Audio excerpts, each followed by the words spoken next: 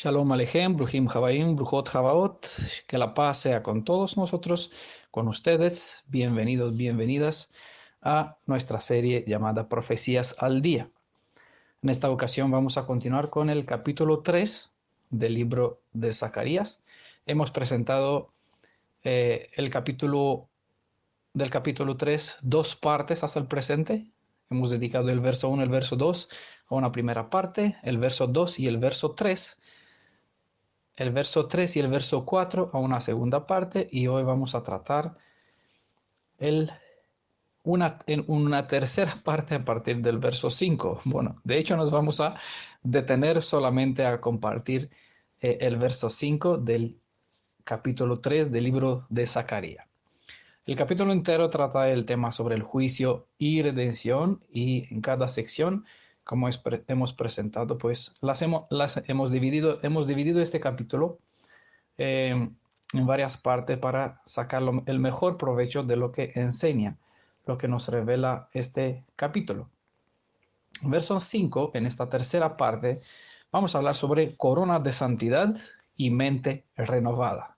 Estamos todavía en la cuarta visión. Recordamos que cada visión nos revela cierta parte de la vida del pueblo en el pasado, y por ende nos transmite cierta enseñanza sobre la vida de esta generación, sobre nuestro tiempo, el tiempo en cual vivimos, ya que todo lo que ocurrió en el pasado en gran parte pues nos revela o nos proyecta luz para que nosotros entendamos los tiempos en cual vivimos y la obra del Redentor. No hay nada nuevo bajo el sol, todo lo que sucede sucedió, y lo que sucedió sucederá. Quiero agradecer a Elohim, a nuestro Redentor, a su Espíritu, por la ayuda que me presta mi esposa en repasar toda lo que estoy presentando. Y en estas ocasiones, pues cuando puedo estar o pueda estar a mi lado, es de gran ayuda, gran bendición en corregir, ¿no?, todo lo que estoy expresando. Ya muchas veces cuando comparto algún tema sin que ella le eche un repaso, pues mi forma de expresarme ya se nota, ¿no?, en la forma como hablo, como presento. No siempre es coherente. Corona de santidad, mente renovada. Pues damos gracias al Ruach, al Espíritu de la verdad, el que nos guía en toda de la verdad, el Espíritu de Yeshua, quien inspiró a los profetas, el Espíritu del Mashiach, y el mismo Espíritu es quien es nuestra llave maestra, el que nos guía para tener entendimiento sobre las cosas que Él reveló desde el pasado para el presente. Como de costumbre, pues verso por verso estamos citando y explicando de a paso. Esta vez, en general, con los capítulos de Profecías al Día, casi siempre he compartido el capítulo entero de golpe, pues cada vez que nos adelantamos más, adentramos más en el libro de Zacarías, en lugar de decir más en menos tiempo, explicando más versos, pues estamos dividiendo, separando los capítulos en menos verso, y cada vez hablamos lo mismo, ¿no? Espero que valga la pena, valga el esfuerzo, y que en todos ustedes el rodaje de la verdad pues les haga sacar beneficios, sacar provecho de todo ese tiempo invertido para que ustedes reciban este alimento cada Shabbat. Eh,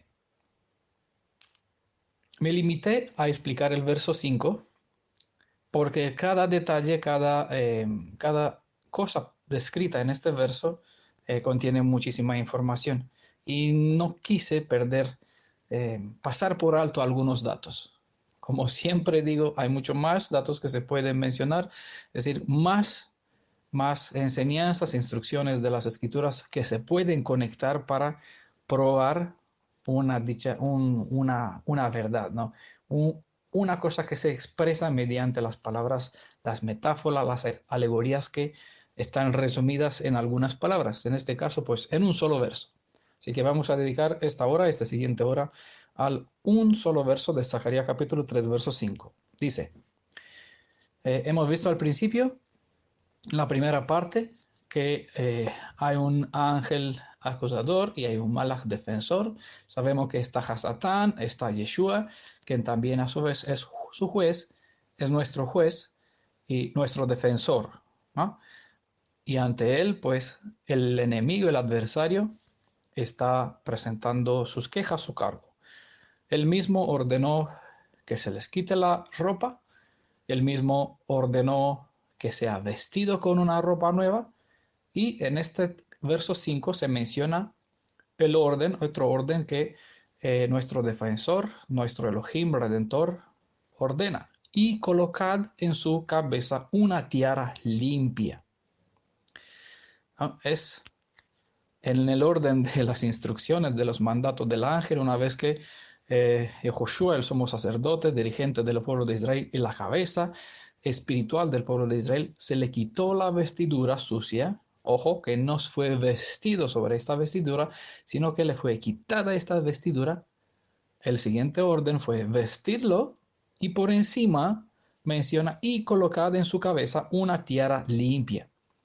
Por lo tanto, los que estaban presentes, sus servidores, pues actuaron como tal, y dice el verso 5 del Zacarías 3, se le vistió de vestiduras de fiesta y se colocó en la cabeza la tiara limpia. El ángel de Adonai seguía en pie. Pues, bueno, recordamos que estoy leyendo de la edición Corona de Jerusalén, y aquí entonces aparecen los términos tal como los mencioné. No se nos dice si Joshua llevaba alguna clase de turbante al principio, pero se le da uno limpio. El término hebreo usado aquí en este texto, que ha sido traducida en Corona de Jerusalén con tiara, es sanif o sanof, turbante. De hecho, es un pedazo de tela envuelto alrededor, ¿no? Según el significado. De aquí se puede entender que como una mitra, un tocado, una gasa, como aparece en Isaías capítulo 3, verso 23, o como diadema es traducido en Isaías 62, verso 3, y en Job capítulo 29, verso 13 y el 14. Bueno, son entre los sentidos: turbante, mitra, tocado, gasa, diadema, tiara. Vamos a desglosar, creo que ese es el término correcto, cada verso, cada, eh, cada parte por secciones, este verso, a fin de sacar más provecho de lo que aquí se expresa. Como colocar en su cabeza una tiara limpia, es el orden. Un sanif o sanof, ¿no? Un turbante. Colocad en su cabeza un turbante, una mitra. Como mencioné en las dos primeras partes, y como me gustaría creer que han leído, en el capítulo 28 del libro de Éxodo, Moisés escribió o describió las instrucciones que Adonai ordenó sobre cómo debían hacer las vestiduras de los sacerdotes y en especial del sumo sacerdote. Leemos sobre el momento en cual los artesanos ya han hecho lo que se les mandó confeccionar, ¿no? Hay ciertas instrucciones, cierta bendición que el Ruach descendió sobre ciertas personas, calificándolo, dándole más destreza para ser artistas, ¿no? Maestros en ciertas obras, algunos en oro, otros en piedra, otros en telas. Por eso mencioné el orden que recibieron los artesanos para confeccionar dichas ropas. Yo me voy a limitar al hecho ya cuando los oficiales ya hicieron esta obra. Dice en Éxodo capítulo 39, en el capítulo 38 se menciona los detalles de cómo se tiene que hacer. En el capítulo 39, verso 27-31 dice, igualmente hicieron los artesanos, ¿no? Ya hicieron, eh, voy a saltar, voy a citar solamente lo que es relevante dentro de este contexto, pero el contexto está del verso 27 al 31. Éxodo 39, verso 27 al 31. Igualmente hicieron ¿qué? La mitra de ¿qué? De lino fino. Y los adornos de las tiaras de lino fino. Hicieron asimismo la lámina de la diadema santa de oro puro y escribieron en ella como grabado de sello, santidad a Jehová, a Adonai. Están los cuatro consonantes. Sabemos que esto describen no es un nombre, es un apelativo, un acróstico que presenta que Elohim viviente no está en el tiempo, es atemporal, fuera del tiempo, el mismo en el pasado, en el presente, y el mismo será en el futuro. Así se describe desde el primer verso como el Aleph Tav, el creador Aleph Tav, quien hizo el cielo y la tierra. Así que este título el sumo sacerdote le llevaba sellado sobre su frente. Y pusieron en ella un cordón de azul para colocarla sobre la mitra arriba, como Adonai le había mandado a Moisés, ¿no? Entonces hay tres detalles. Vamos a observar tres detalles: lino fino, oro puro, cordón azul, ¿no? En este tema lo vamos a presentar en este mismo orden para entender un poquito, para rescatar detalles relacionados con esta tiara, esta mitra, este turbante. Este es Sanov, que se le puso uno limpio, que se le puso en la cabeza del sumo sacerdote.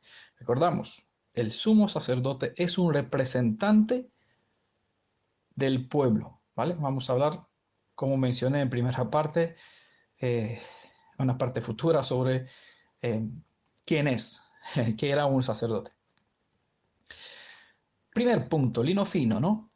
El lino, vamos a presentar, a ver qué nos enseña el Elohim a partir de estas metáforas, porque en general todos los que enseñan no revelan, es decir, no presentan qué son estos rituales, cuál es el propósito, el fundamento que abarca, que contiene y por qué nos interesa, qué tiene que ver con nosotros esos detalles. Porque si no entendemos, ya lo vamos a situar en el pasado, vamos a decir, tradiciones, reglamentos de los judíos, a saber ellos por qué tenían que hacer. No, todo lo que Elohim mandó es permanente, estable para siempre, una instrucción que se tiene que guardar, mantener, porque está a favor de nosotros y también en contra, todo lo que está escrito en la Torá, descendencia o herencia para nuestra descendencia de generación en generación para siempre. Entonces, lino fino, ¿de qué se trata? El lino se cultivaba en la clima tropical alrededor de Jericó durante la conquista, según se menciona en Josué capítulo 2, verso 6. Habiendo aprendido el arte de Egipto, según se menciona en Éxodo capítulo 35, verso 25, las mujeres hebreas practicaban hilar y tejar con lino, según Proverbios 31, verso 13, 19. Recuerdo que voy a citar muchas citas, muchas referencias, no siempre. Eh, Podría poner más referencia a muchas cosas que estoy diciendo, pero a veces para ahorrar tiempo y porque ya muchas veces estoy cansado, pues no coloco la cita, pero siempre que puedo, pues trato de respaldar los dichos con referencias en las escrituras para que así se ubiquen mejor dentro de la cultura, dentro del contexto, buscar el fundamento sobre el cual se edifica una enseñanza. Ningún orden, ninguna instrucción en las escrituras Elohim le dio para que nosotros la respetemos sin saber por qué.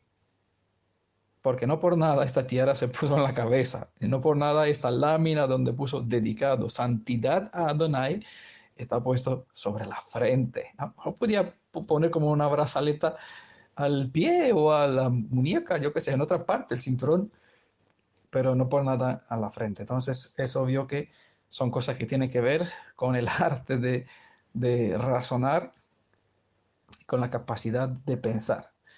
Los egipcios plantaban en noviembre y lo recogían, el lino, unos 4 meses más tarde. Se ponían los tallos a secar al sol, según se menciona en Josué capítulo 2, verso 6.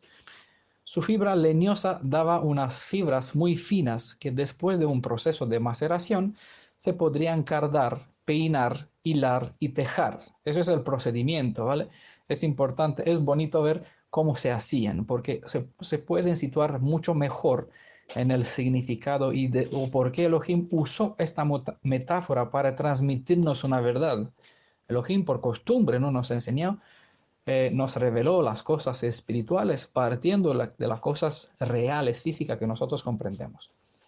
Entonces, por eso menciono la cita para ubicarse en el contexto y ver el procedimiento, pues ayuda mejor para que nosotros entendamos el proceso en cual Elohim logra ciertas obras que muchas veces solamente se toma, tiene que hacer tal cosa, pero no nos enseña Quien dice tiene que hacer tal cosa, no enseña cómo es el procedimiento, como Elohim obra, el hacer y el querer, ¿no? De él depende el hacer y el querer, pero cómo lo hace, ¿no?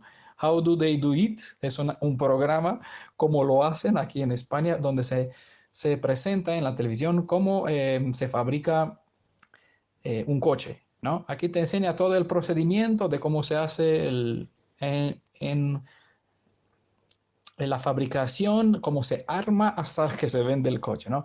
¿Cómo se hace el chocolate? Pues también aquí todo el proceso, desde la semilla, el arte de fabricación, bueno, eso es el deber de un instructor de la Torah, enseñando al pueblo a hacer diferencia entre bien y el mal. Y Yeshua dijo, sí, sí y no, no. Entonces es lo que nosotros tenemos que entender y es la forma como mejor se aprende y mejor se instruye, obviamente. Bueno, los granos se usaban para obtener el aceite de lino muy usado en la pintura. En la antigüedad se usaban cuatro palabras para designar una tela de lino de excelente calidad. La ropa de lino era muy apreciado para los antiguos. Egipto era renombrado por su lino fino y Salomón se refirió a él como un artículo de lujo. Ezequiel comparó a Tiro con un barco con velas de lino fino egipcio, es decir, de gran valor. Ezequiel 27, verso 7 lo menciona. También las cortinas del tabernáculo, así como las del atrio, fueron hechas de este material. Pueden ver en Éxodo capítulo 26, de verso 1 al 14, la descripción. Las ropas de de los sacerdotes también se debían hacer con el mismo material, tal como se instruye en capítulo 39, verso 1 al 5, verso 8, verso 27 al 29. Los sacerdotes de Aarón tenían que llevarlo puestos. Eh, Se menciona en el libro de Éxodo 28, 24, Levítico 6, 10. En primera de Samuel 22, verso 18, se menciona que los sacerdotes de Nob, en esta ciudad, que Saúl los mató, aunque no con su mano, sino con la mano de un gentil. ¿Ah? Llevaban puesta esta ropa de lino sobre ellos. Sus vestidos, ropas interior y turbante de los sacerdotes consistían exclusivamente de lino, mientras que el cinturón consistía mayormente de lino. Pueden comprobar ustedes mismos leyendo Éxodo 28, verso 39 y en capítulo 39, verso 27 al 29. El niño Samuel también usaba ropas de lino. Claramente era descendiente de la tribu de Levi, no sé si lo recuerdan, que también por eso eh, su padre era levita. Primera Samuel, verso 2, verso 18. Los cantantes levitas del templo, ya que fueron dedicados a una tarea espiritual para Elohim, también llevaban esta ropa de este material. Segunda Crónicas, capítulo 5, verso 12. Hasta ciertos reyes se vestían eh, con ropas de lino. Segunda Samuel, capítulo 6, verso 14 y Primera Crónicas 15, 27 también lo menciona. Los ángeles, los malachim, los llevan, según Daniel capítulo 10, verso 5, capítulo 12, verso 6, Ezequiel 9, verso 2 y Ezequiel 10, verso 2. En Apocalipsis 19:14 se presenta que la suma de los redimidos del pueblo de Israel, que fueron comprados como una novia, la novia del Cordero, de hecho, ellos están vestidos con ropa de lino fino, y esto simboliza en el mismo contexto, se menciona la justicia de los santos. Lino blanco se refiere a la pureza moral de los santos, según está en Apocalipsis 19, verso 8, en un sentido eh, metafórico. También se usaba el lino para prendas de distinción. En Génesis 41, verso 42, en Esther capítulo 8, verso 15. El lino también se usaba para hacer redes, según Isaías 19, verso 9, cordeles para medir, según Ezequiel 40, verso 3, cintos, según Jeremías 13, verso 1, y ornamentos finos, colgantes, es decir, como aparece en Esther, en el libro de Esther, capítulo 1, verso 6. Cabe mencionar que Yosef de Arimatea eh, envolvió el cuerpo de Yeshua en lino fino. El término hebreo usado aquí es sadín, describe una ropa interior de lino llevada directamente sobre la piel, según aparece también en Proverbios 31, verso 24, y el término traducido con telas, es decir, eh, esta palabra hebrea sadín, que es envoltorio, camisa de lino, ha sido traducido en las ediciones españolas con telas, según aparece en las escrituras en el Brit Hadashah. En Isaías capítulo 3, verso 23, el término hebreo sadín ha sido traducido con ropa íntima o lino fino en otras ediciones.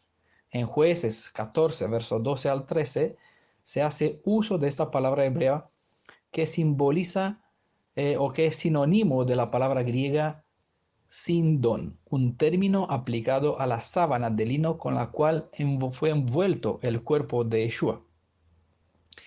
Como pueden leer ustedes en en Mateo 27, verso 59, en Marco 15, 46 y Lucas 23, verso 53. Este término lienzos, mencionados en Lucas 24, verso 12, y también en Juan 19, 40 y capítulo 20, verso 5, es otonión en griego, o sea, cinta o tela de lino cortada en tiras o franjas. Con otón aparece en Hechos, capítulo 10, verso 11, y el capítulo 11, verso 5, y sindón en Marco, capítulo 14, versos 51 y 52. Este término hebreo para lino fino ha sido traducido en Brit Hadashah con la palabra buzos o businos en Lucas 16, 19, respectivamente en Apocalipsis 18, verso 16.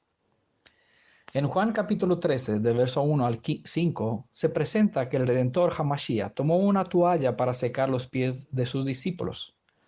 Aquí aparece en el texto griego, ya que Brit Hadashah, lo que tenemos de él está en griego, está el término lentión, que fue traducido al español con tela de lino o delantal, toalla. Así que en Brit Hadashah se emplea en el texto griego la palabra lentión, de donde se ha traducido al español para la palabra toalla, como paño de lino. El detalle nos enseña que cada vez cuando practicamos el Seder de Pesaj, ya con eso nos adelantamos al Pesaj, ya que está dentro de poco tiempo, y nos lavamos los pies cuando hacemos el lavado de los pies antes del Seder. Siempre cuando lo hacemos debemos siempre secarnos, obviamente, no quedamos con los pies mojados. Y lo secamos con este paño de lino fino, ¿vale? Es decir, es una alegoría, una metáfora. Es decir, recordamos al hacer esta práctica que fuimos llamados a tener una vida en justicia, rectitud, pureza y santidad ante Elohim.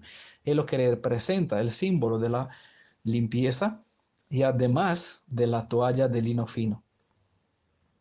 Por lo general, el uso de ropa confeccionada con lino fino era considerado como un señal de lujo y extravagancia, según se menciona en Isaías capítulo 3, verso 23, Ezequiel 16, verso 10, Lucas 16, verso 19, Apocalipsis 18, verso 12 y el 16. La gente sencilla, hombres y mujeres, usaban prendas de lino, pero de un material más áspero, según se menciona en Josué 14, verso 12 y 13, respectivamente en Proverbios 31, verso 22. El lino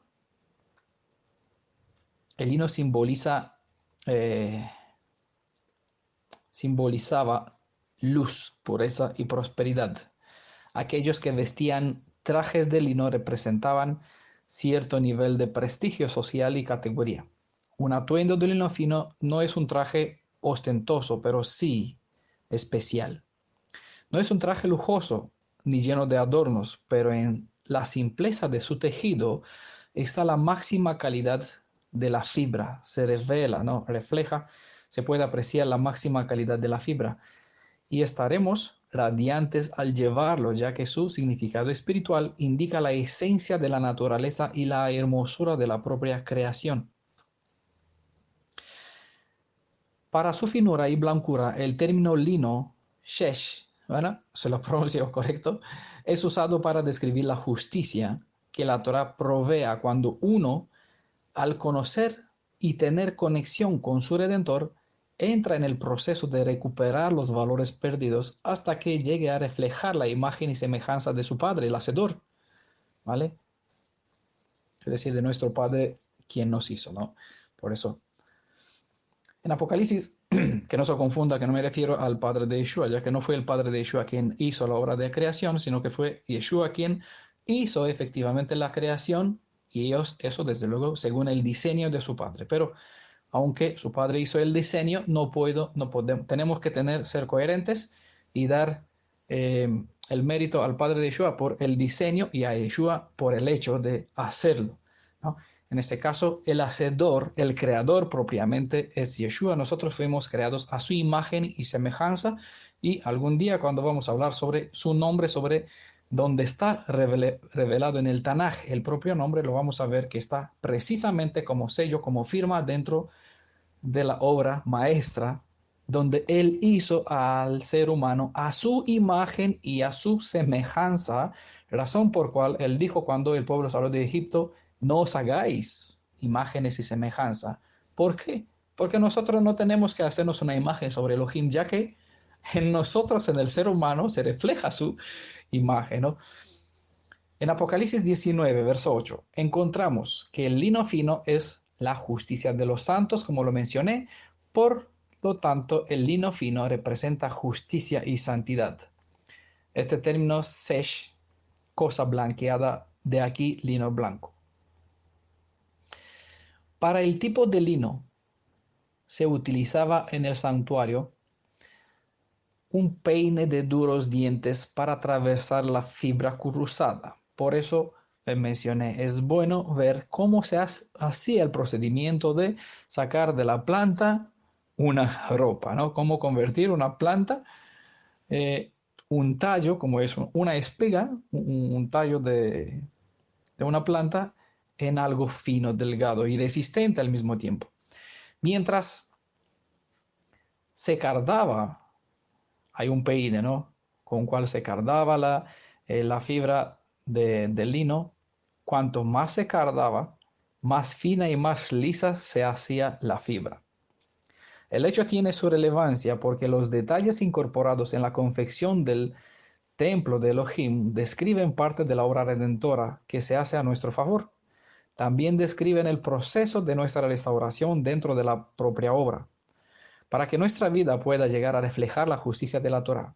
La ropa resplandeciente de lino fino, el tejador debe hacer uso de ciertas herramientas, es decir, en este caso, ¿quién es Elohim? El tejador usa el contexto en cual nosotros vivimos, las circunstancias. Eso es el hacer uso de ciertas herramientas.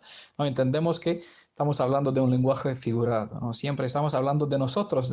A mí no me interesa el procedimiento de cómo se saca una ropa del lino, pero usamos o construimos a partir de esta lección física para entender la obra como Él obra en nosotros, ¿no? Entonces, siempre que hay un peine, este peine de dientes, de hecho se hacía de unos clavos forjados puestos dentro de un trozo de madera, y con este se rascaba, ¿no? Se cardaba los tallos para afinarlo, para hacerlo, para sacar la fibra de ellos, ¿no? Quedar solamente el hilo.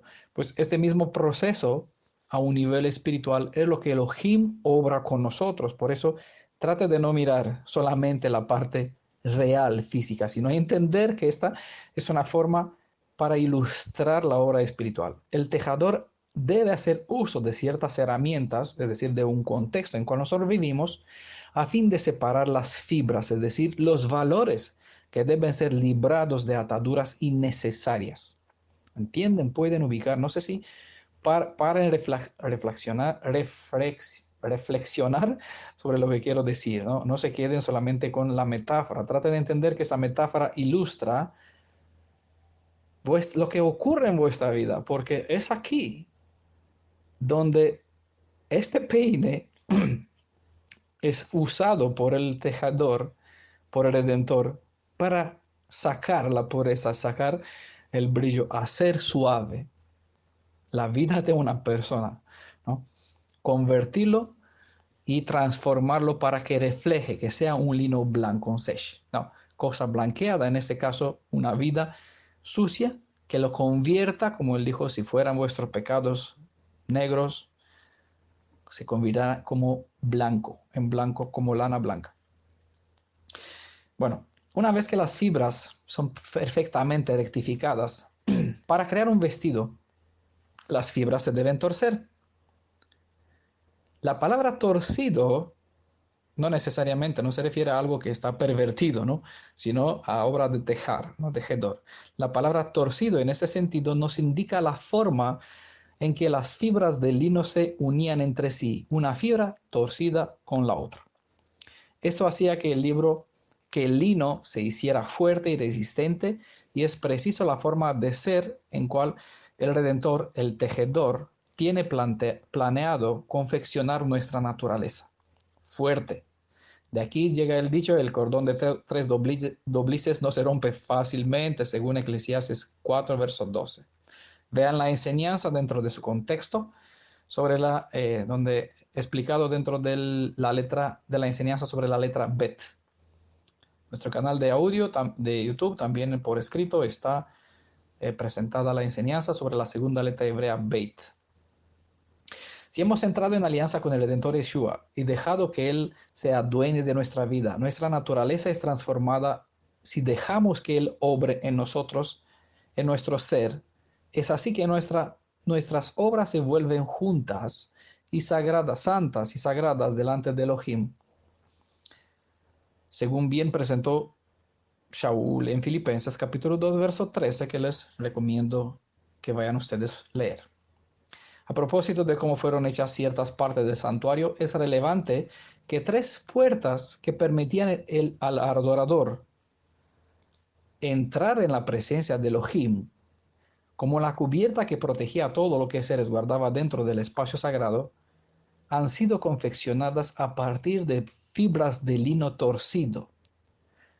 Es decir, la cubierta de los atrios, puerta de los atrios, puerta del lugar santo y puerta del lugar santísimo, ¿no? Esas cortinas, como la cubierta, eh, fueron hechas de lino torcido. Los detalles hacen referencia al carácter de las personas que el cielo han forjado para cumplir con ciertas tareas dentro de su obra. El proceso de cómo se convierte el lino en ropa resplandeciente es relevante, ya que puede proveer al investigador de la EMET el conocimiento sobre cómo se desarrolla el proceso del cambio de una ropa sucia en una ropa fina. Nosotros en general, o es decir, la mayoría de los que presentan estas partes de las escrituras, simplemente presentan el hecho, pero como es el procedimiento, aquí es el misterio para muchos, ¿no? Nosotros tratamos un poquito de quitar una capita de la enseñanza de sobre este procedimiento. Necesitaríamos muchas horas, y cada referencia que le estoy indicando comparten cierta parte o describen, abarcan cierta parte que crean el contexto sobre cómo es el procedimiento. Muchas de todas las enseñanzas están presentadas dentro de la estructura de cómo Elohim ordenó la construcción del Beit Hamikdash, del Mishkan, del templo, del lugar sagrado. Cubierta de los atrios, puerta de los atrios, puerta del lugar santo, puerta del lugar santísimo, hilo de lino torcido, es decir, reforzado, para decir así, ¿no? Una obra maestra es así como Elohim prepara a los centinelas, a los vigilantes, a los que están puestos a cruz de los caminos, a los que están velando de día y de noche. No deja a Elohim descansar recordándole sus promesas. A los que están despertando a las vírgenes en la parábola, a los que tienen que estar despiertos y velar. Observar los señales de los tiempos, ¿no? Los dos testigos, nadie sabe el día y la hora, pero sí, los dos testigos están pendientes, así que ellos lo saben, y ellos son los que anuncian, y el orden a su vez los sacerdotes, pues cumple con su deber. Pues aquí se menciona, se refleja, se revela parte de cómo Elohim forma ciertas personas para calificarlos a ser, proteger la obra que Él resguarda dentro y la entrada o la salida del mismo lugar, ¿no? El rebaño tiene su puerta, ¿no? Tiene su protección, pero claro, esa es una metáfora. En la vida real, ¿cómo sucede? Es aquí donde nosotros tenemos, y las escrituras nos ofrecen detalles de todo el procedimiento. Se necesita tiempo y disposición, por eso especifiqué. Las escrituras provee al investigador de la EMET el conocimiento sobre cómo se desarrolla el proceso de cambio de una ropa sucia en una ropa de fiesta. Porque la mayoría de personas escuchan, hay que hacer, porque tal manda, así escribe. Y toda la gente pregunta, ¿y cómo? ¿Cómo? ¿Ay de mí quién me librará de este? ¿Sí? ¿Cómo sucede el procedimiento? Bueno, seguimos con nuestro tema. Que dependiente al que desea, pues, pedir al cielo sabiduría. No por nada la Torah prohíbe que la lana se entremezcle con el lino. Es otra enseñanza, no vamos a hablar sobre ella, quédese con la idea. Vean Deuteronomio 22, verso 11. Cada detalle es importante. Bueno, sigue nuestra cita, verso 5 del capítulo 3. Dice, se le vistió de vestiduras de fiesta. ¿Recuerdan la historia de José? Yosef, ¿no? Está el nombre correcto.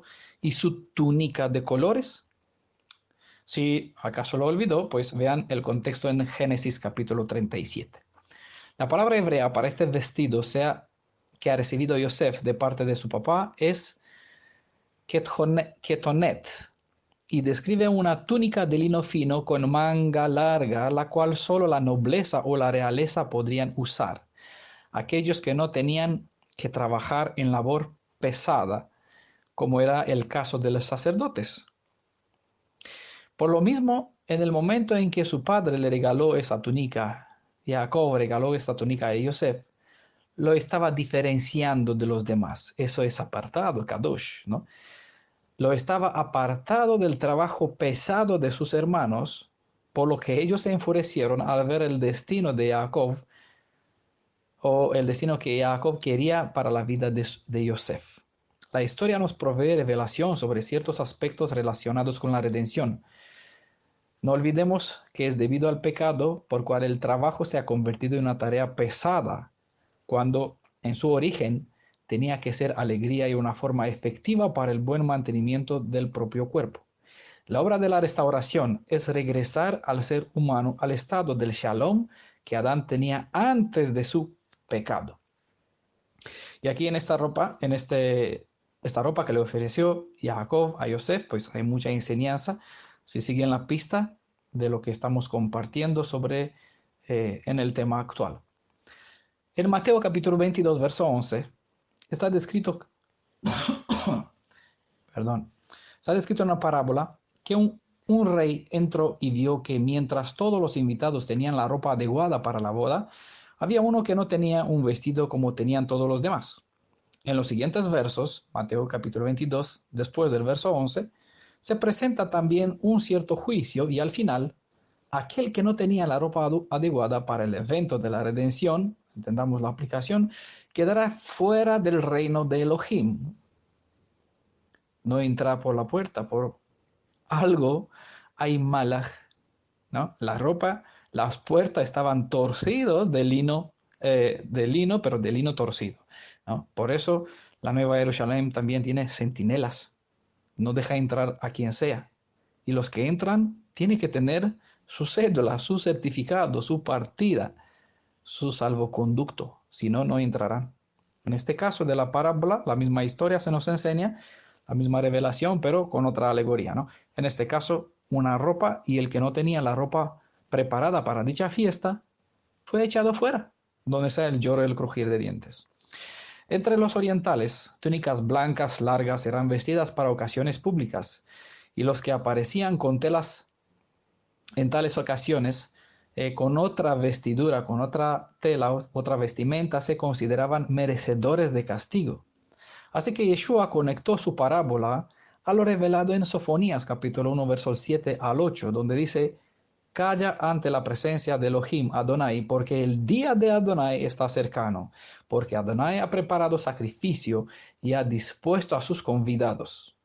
Y en el día del sacrificio, dice Adonai, castigaré a los príncipes y a los hijos del rey y a todos los que visten vestido extranjero. ¿Vale? Quédense con la cita, es relevante. Entendamos el hecho, ¿no? De aquí sacamos provecho para nuestro contexto. El hecho es claro, Yeshua lo usó en este contexto y claramente en la Nueva Jerusalén no entrará cierta clase de persona que en esta parábola nos enseña, es decir, no tendrán la ropa adecuada. En el Apocalipsis 20, 22, 21, 22 se describe que fuera quedarán ¿quién? Las personas, los adulteros, los mentirosos, los brujos, los que adoran ídolos. Bueno, personas que falta en su carácter,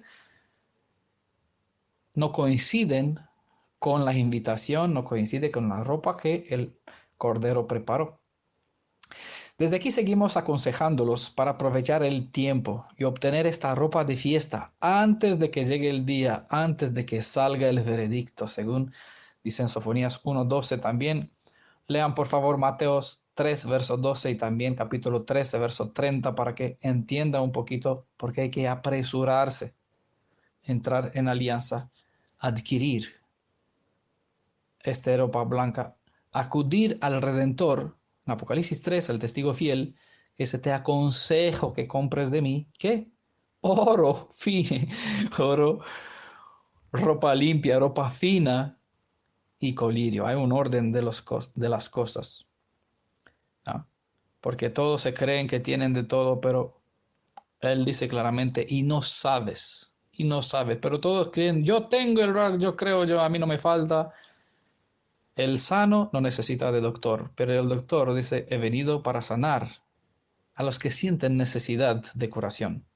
La mayoría quien se ven sano en sus propios ojos no acuden al consejo. Y llegará el día cuando el orgullo de los que se van a gloria con lo que son ellos, con lo que se creen, pues se estarán echados al tierra, al polvo, y a los pobres, a los menesterosos, a los despreciados por este mundo, a los, bueno, serán levantados porque ellos sí necesitan, como no tienen fuerza en ellos mismos, acuden al Redentor, no levantan la cabeza, deja que el defensor los defienda, ¿no? Él les cambia la vestidura, Él les pone una tiara, Él les coloca el anillo y sandalias y los convierte en príncipes, reyes y sacerdotes, ¿no? Yendo a la enseñanza que abarca todo este lenguaje metafórico, Pablo enseñó, vestíos pues como elegidos de Elohim, santos y amados, de entrañable. ¿De qué nos tenemos que vestir? ¿Con una ropa? Entendemos literal, no. De vestidos con qué? Misericordia, benignidad, humildad y sobre todo estas cosas vestidos de amor, que es el vínculo perfecto, según Colosenses 3, 12, 14. ¿No? Esa es la ropa resplandeciente, la ropa blanca, el carácter que Él quiere forjar en nosotros. De aquí hemos titulado nuestro tema en este caso, porque la fe viene por el oído y el oído de la palabra, y donde se almacena la información en la mente. Pero por eso se requiere una metanoia, es decir, un cambio de mente. Nos convertimos de locos, que así decía David, soy como una bestia delante de ti, hasta que entré en tu lugar santo. Aquí nuestra mente perdida, como un animal, se convierte en una mente renovada. Eso es tener corona de santidad, lo que Elohim quiere poner sobre nuestra cabeza, símbolo que se indicaba sobre el sumo sacerdote, donde tenía sobre su cabeza una tiara y sobre ella, atado con un cordón azul, una lámina de oro puro, ¿no? Los detalles que vimos en Éxodo 39, verso 27 a 31, donde escribía para Elohim, apartado, separado para Elohim. Recordando la historia de los sucesos cercanos al momento de la creación, Elohim es quien vistió la desnudez del hombre desde el comienzo. En Génesis 3:21 se menciona, esta vestidura no suprime el desamparo. Es signo de que están llamados a la dignidad que han perdido, ¿no? La vestidura del Cordero no arregló, este vestido no arregló el cambio del hecho, la naturaleza, ¿no? Pero era un símbolo de algo que pueden llegar, una promesa en lo futuro. Este vestido que Elohim les proveyó tenía un doble propósito. Afirmaba la dignidad del hombre caído, recalcaba, ¿no?, la realidad, y hay que aceptarlo, y les recordaba que podrían disfrutar de una futura posibilidad de revestirse una vez más con la gloria perdida. Es aquí la parte bonita, hermosa, maravillosa del plan de redención, de toda la obra del Redentor. Y es donde nuestros ojos pues están mirando hasta el cumplimiento de este propósito de la Torá, donde la imagen y semejanza que ella nos provee del Hacedor nos edificará, nosotros nos forjará, y la Torah, pues cuando vamos a mirar en ella, vamos a ver este resplandor de cómo Elohim pues hizo al principio a Adán. Seguimos. La vida privada de cada uno está protegida por un vestido, ¿cierto? Si este hecho de piel de cordero o de hojas, como hizo Adán y Eva, ¿no?, se vistió. Hay un estudio muy hermoso sobre eso, les recomiendo pedirlo quien no lo tiene, porque es lo que el hombre hizo cuando pecó, un vestido de hojas, y Elohim le proveyó un vestido de piel de cordero. Cada uno gozará de la protección de la redención ofrecida por el cielo, o quedará desnudo cuando el viento, la tormenta, la lluvia, el fuego golpearán contra el vestido de hojas que uno llevará. Porque todo lo que tiene que ser probado será probado, según dice, bien está descrito por Pablo en Brit Hadashah. Él entendió este proceso de purificación donde todas las cosas tienen que ser probadas. El que se viste en Mashiach vivirá por el poder del Mashiach. El que se viste de hojas, es decir, de sus propios hechos, pues saben que se hacen con un trapo sucio, ¿no? Se desecha. Y es así como las escrituras pues compara a las personas que producen frutos con los que no producen frutos, y las ramas que no producen frutos son recogidas, manojos, para el fuego, para el día del juicio. Como el Creador es un Elohim de orden, el hecho de vestir al ser humano aparece como signo específico de la persona humana en su identidad y en su distinción respecto a los demás seres creados. A pesar de que el pecado se ha extendido sobre toda la creación bajo el cielo, es relevante que la redención es un diseño específicamente para el hombre, aunque para el bienestar de éste, la redención extiende su cobertura sobre todo lo que hay en la tierra. De aquí que Pablo escribió bien que la misma naturaleza espera la revelación de los hijos de Elohim, porque cuando se completará la obra de la redención pues extenderá su restauración sobre toda la superficie de la tierra. Para eso necesitamos 1000 años más hasta que se completará la obra de restauración dentro de los seres humanos, para que al final pues se extienda la redención, la restauración sobre la tierra entera, para que vuelva como en el Edén originalmente. Seguimos, dice nuestra cita, Ezequiel, Zacarías capítulo 3, verso 5, dice a continuación: se le colocó en la cabeza la tiara limpia. El ángel defensor dio el orden y se ejecutó.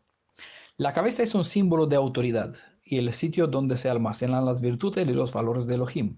Es precisamente el sitio donde el cielo sitúa el sello con el nombre que es del que es el amo y redentor de sus vidas. Tal como en Génesis se nos revela que hay dos tipos de vestidos, uno de hojas y otro de piel de cordero, y que también hay un espíritu que tenía Abel, un espíritu que lo heredó su hermano Set.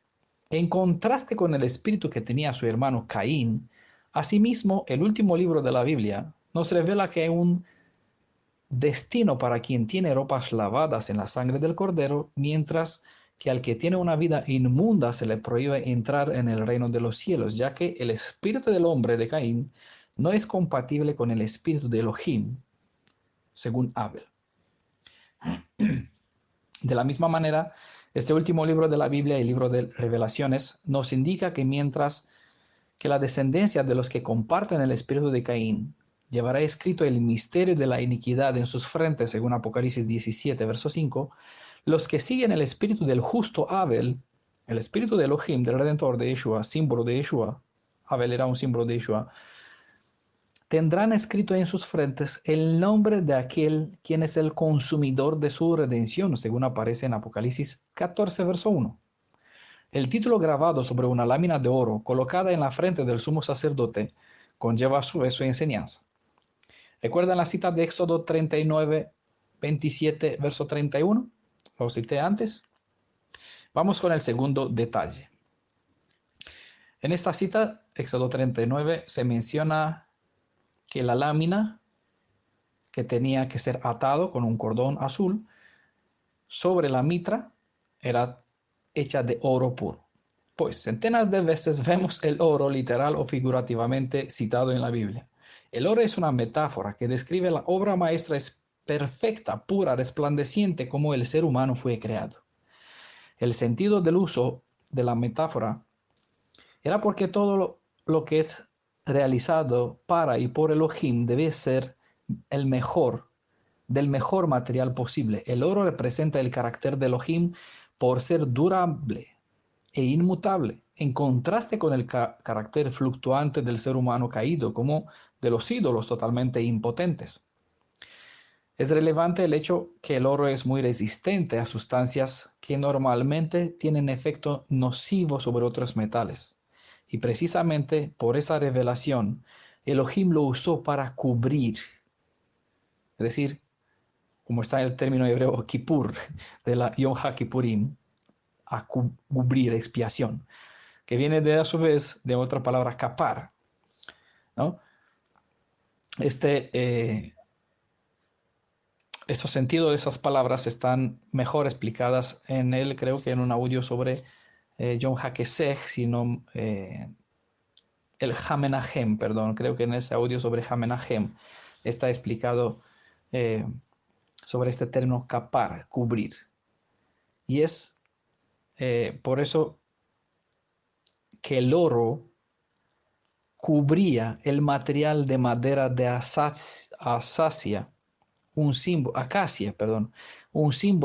un material bastante duro que crecía en el desierto, la intemperie que aguantaba toda la presión del tiempo, el calor, el frío, un material bastante duro, como está en la naturaleza del ser humano, ¿no? Este mismo material se usó para la confección del santuario en el desierto, todos detalles reveladores, y todos estos materiales fueron cubiertas con el oro. El oro es un metal resistente al agua y al oxígeno, por ejemplo, no oxidándose. El oro sumergido durante siglos en el fondo del mar sigue brillando, ¿no? Cuando se encuentra algún vaso naufragiado en el fondo del mar, se saca el oro, pues es igual como cuando fueron sumergidos. No importa si pasaron cientos de años. El texto hebreo hace uso de los dos términos para revelar la realidad espiritual al hacer uso de estas palabras como aguas, mares y oro. En Brit Hadashah se retoman estas enseñanzas al ilustrar tanto la Torah como el pueblo de Israel como un tesoro sin precio que ha sido enterrado en el fondo del mar. Las profecías indican que el Redentor sacará del fondo del mar a su pueblo que ha sido enterrado entre las naciones, ¿no? Las naciones son usados en las escrituras bajo este símbolo de muchas aguas.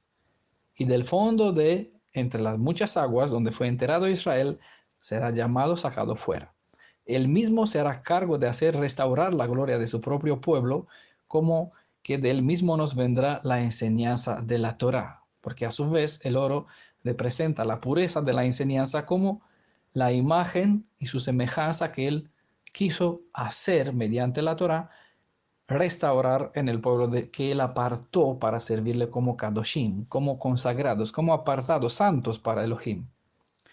El fundidor de plata y de oro aparece en el libro del mensajero de las buenas nuevas, es decir, en el libro de Malaquías. Aquí el fundidor de plata se sienta para purificar el oro de la escoria, es decir, separa la ropa sucia. Entendamos la conexión, ¿no? Con lo que hemos aprendido en las partes anteriores, dos partes de este capítulo 3. Separa la ropa sucia, el pecado, de la vida de los llamados a ser restaurados, a fin de hacer que la imagen que la Torá revela sobre la suma cantidad, santidad que el cielo espera de parte de nosotros, brille de nuevo tal como al principio. El oro se refina cuando es necesario, pudiendo llegar a 99,9% de pureza. Así como el elemento, el ser humano temeroso de Elohim, muchas veces es purificado por el fuego, pasado por pruebas que lo vuelve más resistente y más unido a él. La misma enseñanza se revela de manera distinta en la forma de preparar el lino. Y este torcido, ¿no? Recordamos el peine, este de dientes que separaba los, el lino, el producto final de la corteza, de las cosas que sobra, ¿no? En este caso, comparando con el oro de la escoria. Esto hay que quitarla para que así, por si acaso hay suciedad, para purificarlo, para que pueda cumplir con su propósito de resplandecer también y ser un metal precioso. Una característica que hace especial al oro es, aun siendo un metal resistente, es blando para ser amoldado hasta tanto que se puede convertir en láminas muy finas y aún así sin perder su resistencia. Cuanto más es sometido al fuego, más puro es el oro. Cuanto más nos sujetamos y nos sometemos al Redentor, más fuertes nos hacemos. No importa los problemas, las dificultades, el peine este por cual estamos pasando, o el fuego, porque el fuego es con el fin de purificarnos. Por eso todo lo que ocurre en nuestra vida, sea bueno, sea malo, como nosotros lo vemos, sirve con un propósito para nuestra vida. Hay que sacar provecho y decir a Elohim que está en su mano toda nuestra vida, pues Él sabrá lo que tiene que hacer y cómo conducir nuestra vida a fin de que se logre el propósito de ser restaurados. Sobre todo el oro es un buen conductor, un muy buen conductor, tanto del calor como de la electricidad y uno de los más pesados al mismo tiempo.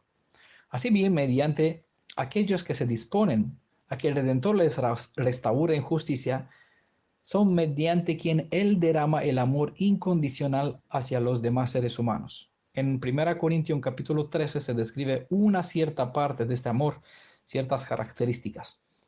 Los redimidos son los medios conductores a través de cual el cielo brinda luz a las naciones, a quienes andan en la oscuridad, verdad eterna a los pecadores, espíritu de vida a los moribundos.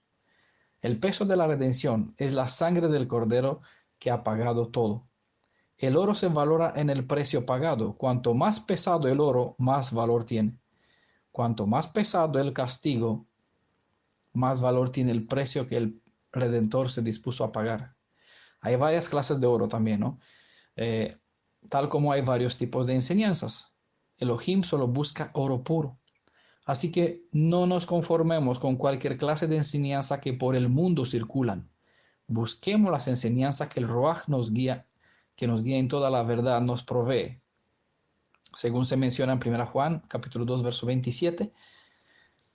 Y como no debemos conformarnos con cualquier clase de ropa que se nos ofrece de parte de los muchos mesías que hay en este mundo, sino que debemos buscar la mejor ropa de fiesta, de boda, que solo el Cordero Redentor fabrica, del mismo modo, no es sabio dar crédito a toda clase de enseñanzas que proveen las fuentes de los tres sismos, cristianismo, mesianismo, judaísmo, sino que debemos buscar las enseñanzas en cuales el Ruach nos instruye, y están probadas que traen luz, según todo lo que antes he descrito mediante los símbolos del oro y del lino. Aunque el oro como la plata son bienes terrenales de gran precio, al ser usadas como metáforas para transmitir ciertas verdades espirituales, las escrituras nos enseñan que las enseñanzas de Elohim son más valiosas que los meros metales preciosos. Proverbios 16:16 dice, mejor es adquirir sabiduría que oro preciado. Y adquirir inteligencia vale más que la plata. Entonces, es lo que nosotros tenemos que buscar. Sabiduría e inteligencia son los valores eternos, donde la polilla y los ladrones no pueden ni consumir ni robar. Esos son lo que se asimila dentro de la mente y está quien amoldea, fortalece el corazón, ¿no? Y aquí juntas el amor con la razón es la fuerza que da a uno dominio propio. Siempre el principio nos provee luz sobre el final. Por lo tanto, el presente se comprende mejor en la luz del pasado. La cita mencionada en Apocalipsis 2, 17 en el libro de las Revelaciones, sobre una piedrecita blanca en cual estará escrito un nombre conocido solo por aquel que la conlleva, es una alusión o una referencia a la lámina de oro que el sacerdote tenía en su frente. Pues en Apocalipsis 3, verso 12 se especifica que los que saldrán vencedores en la guerra entre el bien y el mal en cual nosotros estamos, tendrán sobre sí grabadas tres cosas. ¿Para quién fueron ellos elegidos? ¿Hacia dónde fueron destinados? ¿Quién es el consumidor de los hechos? El nombre, como es obvio, se utiliza para identificar a los individuos, familiares y tribus, entre otras. Tal como se menciona en Génesis 2:24, se especifica que el varón y la varona, al juntarse, los dos edifican una casa, haciéndose una sola carne. Asimismo, se convierten en casa dos. Así bien, del mismo modo como de costumbre, como la novia toma el nombre de su marido, los redimidos por medio de Yeshua toman sobre sí el nombre de su prometido. Es decir, si pertenecemos a Yeshua y Él es el segundo Adán, el Ruaj vivificante, Él se convierte en nuestro Padre, porque el bautismo, la Tevilá, es muerte y resurrección junto con Él. Entonces, si nosotros resucitamos, no según voluntad de la carne, sino por el Ruaj, somos engendrados, según Juan 1:12, de su propia voluntad. Por eso es comparado con el segundo Adán. En el primer Adán, todos somos destinados a perdición. En el segundo Adán somos engendrados para la vida eterna, ¿no? Por eso Yeshua dijo, el que se queda en mi mano será resguardado. Quien se aparta, pues elegirá su propio camino. Y uno que se separa de un cuerpo, pues morirá. No tiene fuerza, no tiene fe y es lo que ocurre con todos los que se apartan del grupo, de la comunidad en general, donde Elohim los lleva pues a apartarse. Al mirar después sus vidas, los ve que están parados. Después de unos años los encuentran en el mismo estado. ¿Quién es el culpable? Pues Elohim instruyó bien claro, no tengáis por costumbre, que no acostumbréis, mejor dicho, abandonar la comunidad como algunos hacen. Por algo Elohim sacó a sus ovejas de otro redil para traerlos aquí. Entonces, a quien está traído en un redil, pues es bueno que se quede en él siempre y cuando encuentra que el fundamento sobre el cual se edifica está coherente con las escrituras.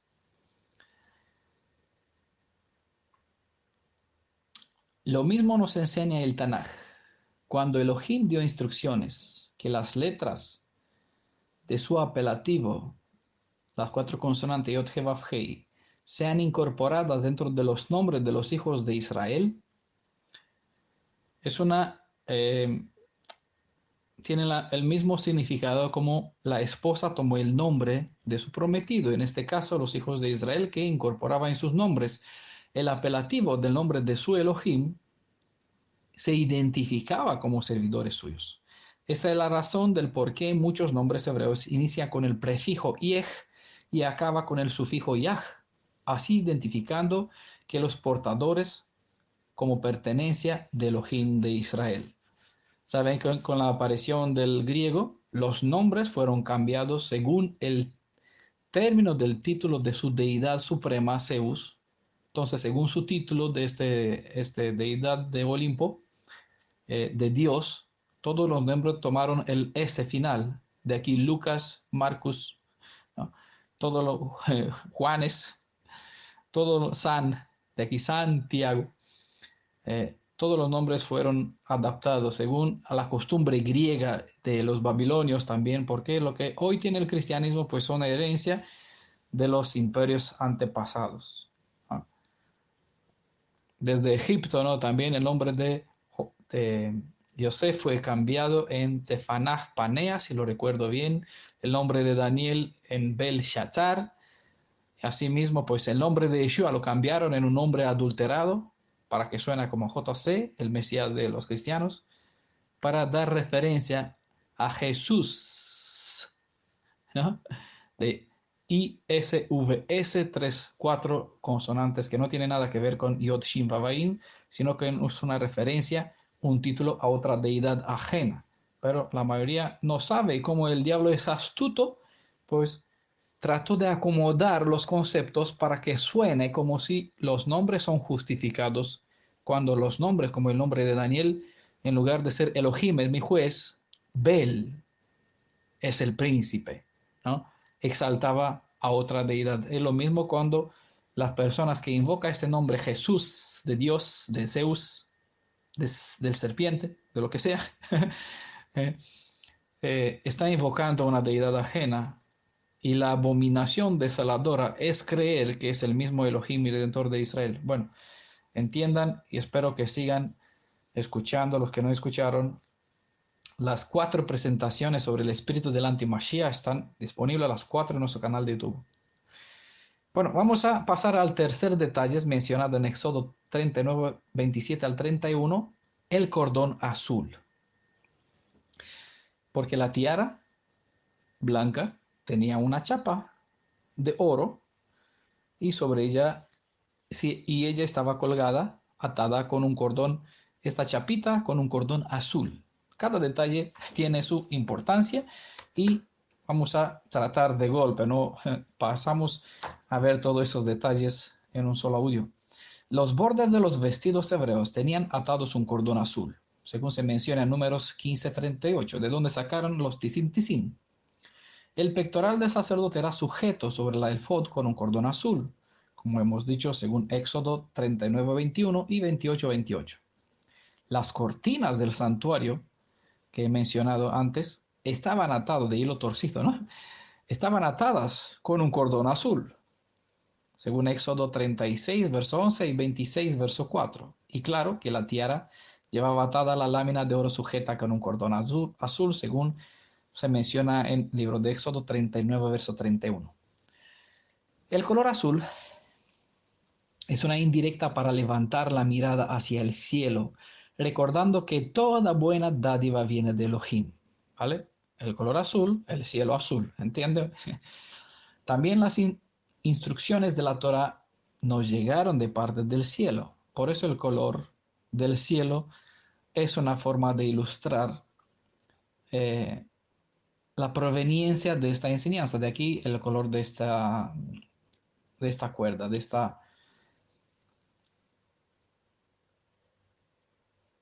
este cordón. El hilo azul se usaba como un símbolo para recordar las instrucciones de Elohim, a fin de que uno no pierda de vista el buen camino. Lastimosamente, la pluma mentirosa de los escribas han convertido las enseñanzas del Espíritu en enseñanzas del hombre. Es decir, en lugar de fijarse en el propósito de la ley que una ley transmitía, la gente y los adoradores se han quedado con el mero mandamiento que la letra refleja o describe en las palabras. Así que en lugar de entenderse lo que Elohim nos quiere enseñar mediante estas metáforas y ordenanzas, que estas metáforas y enseñanzas enseñan, solo en práctica se ha vuelto tradición. Es decir, los que se han quedado solamente con lo que ella enseña para que nosotros practicamos, se ha convertido en una mera tradición y una forma de rito sin poder, que no cambia, no logra su propósito de cambiar a los practicantes de tales ritos para convertirlos en lo que la Torah quiere transformarlos, ¿no? No dan al blanco, han fallado el blanco.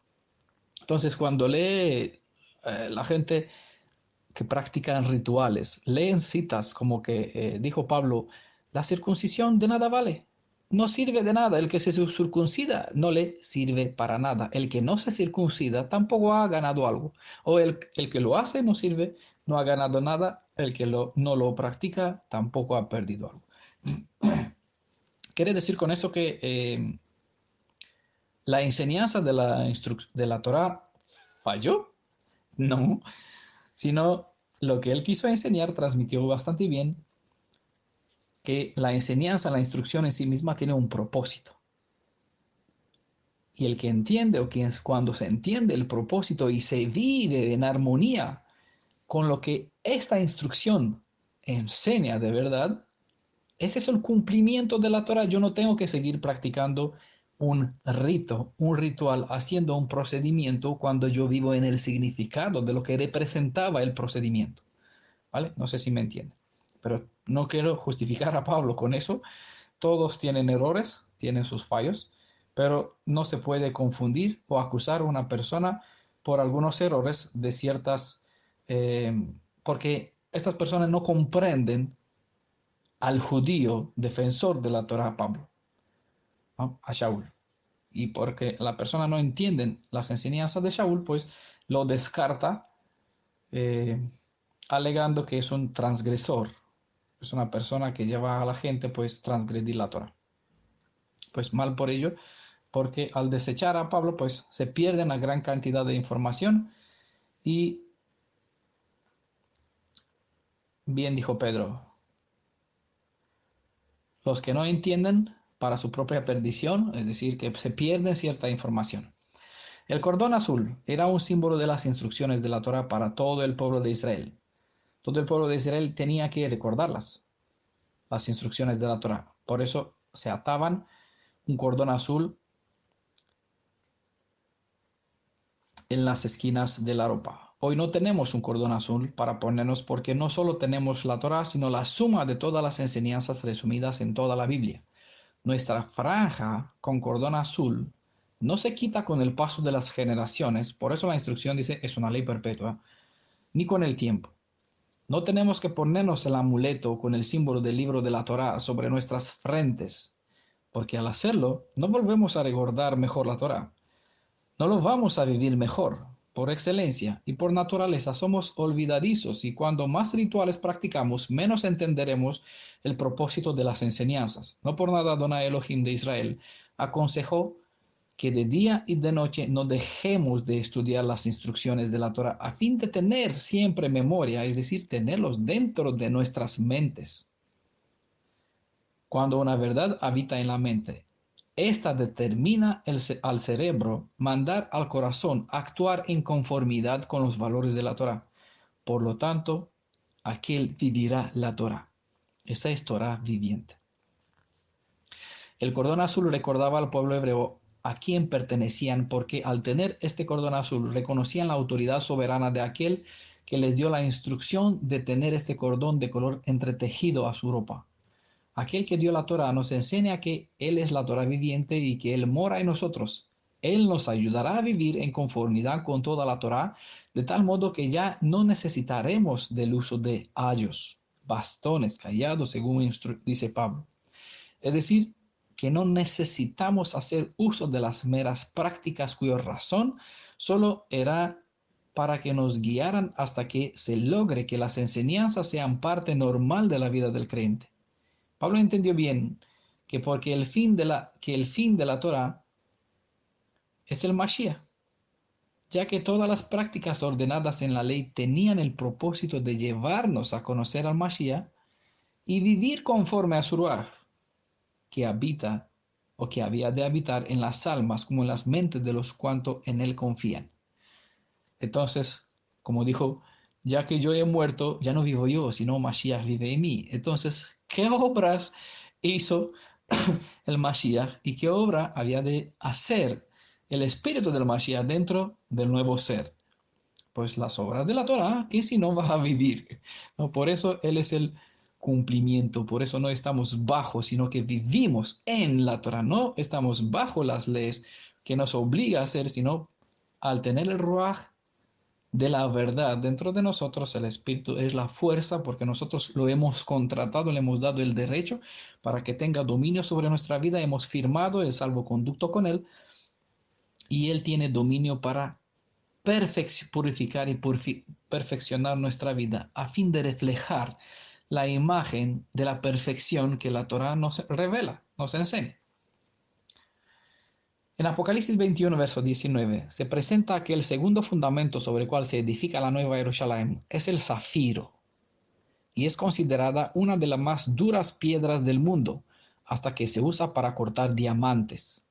El diamante se usa para cortar otras cosas, pero para cortar el diamante es que se usa pues el zafiro, que es el material, el metal, la piedra más cara, más poderosa que existe en este mundo. En el Tanaj se nos ofrece detalles sobre esta piedra preciosa y se menciona que es muy hermosa y de gran valor en Job 28, verso 16, en Cantares 5, 14, en Lamentaciones capítulo 4, verso 7. También el zafiro se encontraba en la segunda sección de la hilera que llevaba el sumo sacerdote sobre su pecho. ¿Vale? No por casualidad sobre su pecho, pero quédese con la idea, es importante. Éxodo 28, 18, 39, verso 11 también. Capítulo 39, verso 11. El propio fundamento del trono de Elohim está de zafiro, según Ezequiel 1:26. Ahora, así que si el trono de Elohim es de un metal súper fuerte y este metal tiene el color azul y este mismo material se ha empleado como fundamento del reino de los cielos, la Nueva Jerusalén, entendemos que lo que Elohim obra no solo es duradero, sino también puro. Así que con razón, ya que el azul es una imagen de lo que enseña la Torá, y la Torá pues enseña bien claro que es pura, recta, justa y buena, perfecta para llevar a uno en la plenitud del conocimiento de la verdad, para calificarlo a ser esposa del Cordero y la imagen y semejanza prácticamente de su hacedor, es decir, es al empatizar, al simpatizar con el Redentor, uno se convierte a su imagen. Eh, Así que con razón, el, el color conecta el cielo con la tierra, trayendo ante nosotros la enseñanza que tal como estaba establecido el trono de Elohim, así es la obra de la redención, que se nos proyecta mediante las enseñanzas encriptadas en las letras del texto de la Torah. Las piedras, que son el fundamento sobre el cual se edifica el reino de los redimidos, revelan toda la esencia de las personas en cual se convertirán aquellos que tendrán el privilegio de habitar en este reino. Las palabras son pobres para describir la excelencia y creo que todos los superlativos no son capaces de expresar la estatura de la plenitud a cual llegarán los redimidos una vez restaurados en sus tierras. Bueno, nos queda una última parte de este verso 5 de Zacarías capítulo 3. Dice, el ángel de Adonai seguía en pie. En hebreo está la palabra amad, que significa erguirse, ¿no? Adoptar una posición, es decir, ubicarse, estar quieto, entre otros sentidos. El significado básico de este término es mantenerse de pie. Es lo que hace un soldado cuando está de guardia, según se menciona en 2 Samuel capítulo 18, verso 30. De ese significado básico surge la acepción, estableceré, estar inmóvil, erguirse en un mismo lugar, como se refiere a las suelas de las sandalias de los sacerdotes que descansaban, es decir, se detuvieron sin moverse en las aguas del Jordán, como dice en Josué capítulo 3, verso 13. Y es donde estamos aquí, esperando que el resto de Israel se apresuren a cruzar las aguas. Y algunos se demoran, están mirando otras cositas, esperando a otros, mientras los que llevan la arca de la alianza sobre sus hombros siguen esperando que los demás pasen, manteniendo las aguas abiertas. En un audio lo mencioné sobre este capítulo de Josué. Espero que lo escuche nuestro audio está en nuestro canal de YouTube, así se enteren mejor los que no entraron en la alianza, por qué tienen que apresurarse y también aliviar un poquito a los que cargan la arca de la alianza, para que ellos también pasen más antes, porque todos esperamos, estamos aquí retenidos porque los demás no se apresuran a arrebatar el reino. Por lo tanto, los que queremos arrebatar el reino, estamos listos para entrar con ánimo. Tenemos que seguir esperando a los demás, porque así funcionan las cosas. Elohim restaurará una nación, aunque la individualidad de cada uno, de muchos, ya está preparada, ¿no? Pero ¿qué vamos a hacer? Aquí seguimos apretando también a los demás que se apresure, recordándoles que nosotros estamos esperándolos a ellos, ¿vale? No nos dejen esperar más, por favor. Yo quiero llegar a casa, quiero regresar a Israel ya. Así que apresúrese todos hasta que se complete el número de los redimidos, según aparece en las escrituras, para que por fin de la casa de Jacob, para que por fin la casa de Judá se incorpore en las filas y así todos, pues, regresemos a una casa sin que ninguno se quede entre las naciones. Bueno, pero en este contexto, donde dice el ángel de Adonai seguía en pie, pararse no indica inmovilidad e inacción como estaba en el caso de los sacerdotes que estaban parados, manteniendo las aguas paradas, separadas, hasta que pase todo el pueblo. ¿Va? Ellos están inmóviles, estaban parados. Y aquí estamos nosotros parados, esperando, compartiendo, hasta que el último entre, cruce de una vez el Jordán, para que entre en la alianza una vez estando en el otro lado, en la segunda alianza. Bueno, en este caso no se especifica, no se menciona el mismo sentido de pararse, es decir, estar inmóvil e inactivo. Más bien se refiere a todo lo que se hace al ministrar un intercesor quien mediaba entre la tierra y el cielo, conforme lo hacían los sacerdotes en el templo, según Números 16, verso 9. En este contexto, el término el ángel que seguía en pie, el malaj es el defensor, juez al mismo tiempo, ante cual justificaba Hasatán sus acusaciones, adquiere un contenido jurídico refiriéndose a la posición literal o metafórica que toma un juez cuando se asume a pronunciar su sentencia, según aparece en Ezequiel 44, versículo 24, o cuando emite un juicio, según aparece en Isaías 3, verso 13. Dicho eso, el estar de pie no indica inactividad, sino todo lo contrario. Por eso Yeshua dijo, si mi padre trabaja, yo también trabajo. Entonces, si nosotros que somos servidores de Yeshua, Él es nuestro amo, porque hemos puesto nuestra oreja para ser clavada, traspasada, a fin de consagrarnos a Él como siervos para siempre. Si nuestro amo trabajó, ¿acaso nosotros no tenemos que trabajar y compartir todas estas verdades a todo Israel a fin de que todo se restaure y entre en las filas? Claro que sí, por eso compartimos y día y noche también mediamos entre uno y el otro, aunque estamos de pie, no estamos quietos.